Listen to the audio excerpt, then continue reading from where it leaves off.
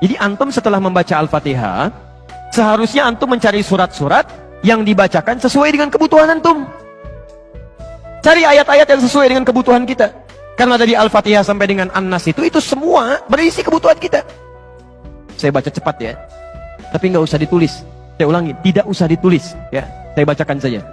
Misal, sebelum lahir, tadi kan ikhtiarnya Quran surah kedua ayat Quran surah ketiga ayat 38 sampai 39. Keadaannya Quran surah 19 ayat kedua sampai dengan ayat ke-11-nya.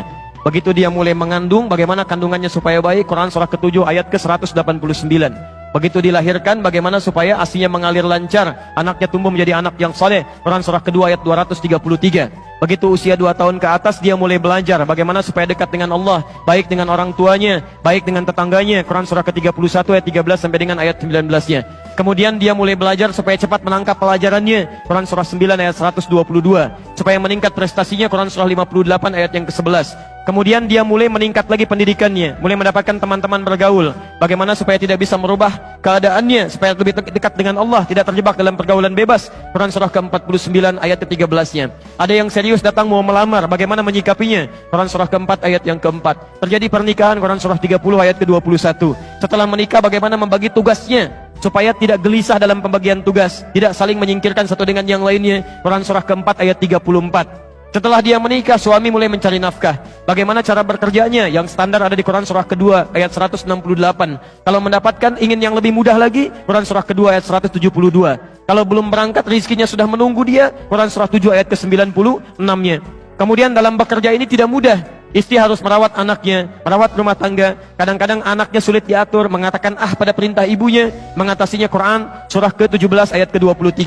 Itu dua-duanya sama-sama capek. Jangan dikira yang pergi ke kantor saja, ibu pun merawat anak juga kadang-kadang ada rasa lelah. Bagaimana mengatasinya? Kalau lelah-lelah sedikit, itu ada di Quran surah ke-26 ayat ke-80. Kalau sudah mulai menjadi penyakit, bahkan kata dokter nggak ada obatnya, bagi Allah nggak ada yang mustahil. Quran surah ke-21 ayat 83 sampai dengan 84. Kadang-kadang Anda yang bekerja, ada orang yang tidak suka dengan Anda. Ada yang usil, ingin menyingkirkan Anda, menyungkurkan Anda.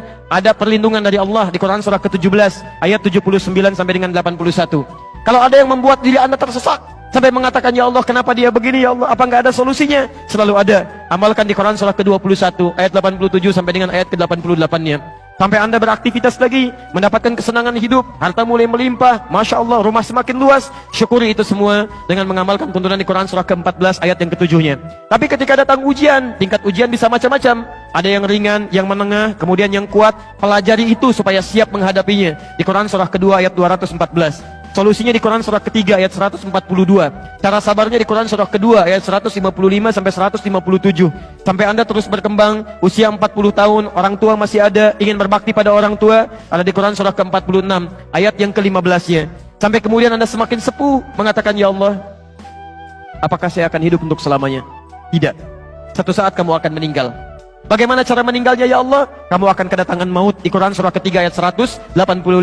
Maut itu datang lewat malaikat yang diutus, Quran surah 32 ayat yang ke-11. Bagaimana cara diambilnya, ya Allah?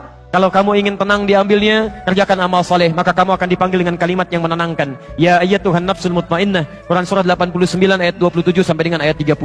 Tapi kalau kamu banyak amal salah, tidak ada amal soleh, maka panggilannya akan sedikit menegangkan. Quran surah ke-8 ayat ke-50 sambil dipukulin malaikat. Ya Allah, saya telah mengalami malam pertama di alam dunia. Bagaimana malam pertama di alam kubur? Apakah menyenangkan atau ada persoalan? Kalau ingin senang, Quran surah ke-3 ayat 169 sampai 172.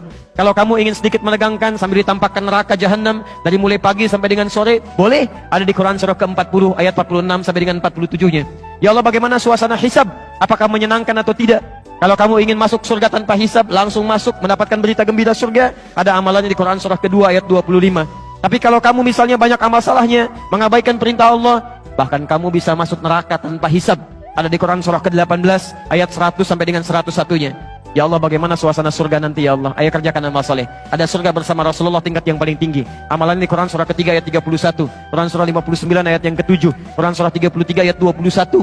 Ada surga yang di taman surga yang memberikan langsung Allah, bisa melihat Allah tanpa hijab. Quran surah 75 ayat 22 sampai dengan ayat 23. Ada amalannya di Quran surah ke-51 ayat 15 sampai dengan ayat 23. Ada surga seluas langit dan bumi. Kemanapun kamu beraktivitas tidak akan pernah menemukan ujungnya. Quran surah ketiga ayat 133 sampai dengan 134.